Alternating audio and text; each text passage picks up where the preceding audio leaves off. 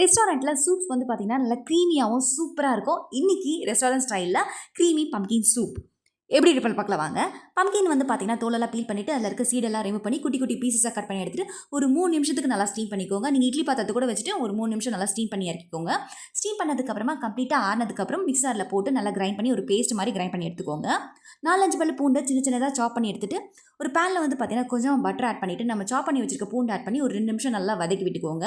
வதங்கினதுக்கு அப்புறமா நம்ம கிரைண்ட் பண்ணி வச்சிருக்க அந்த பம்ப்கின் பேஸ்ட் அதையும் ஆட் பண்ணிட்டு, தேவையான அளவுக்கு தண்ணி, சால்ட் அண்ட் பெப்பர் ஆட் பண்ணி ஒரு 2 நிமிஷத்துக்கு நல்லா பாயில் பண்ணிக்கோங்க. ரொம்ப நேரம் குக் பண்ணணுன்ற அவசியம் இல்ல.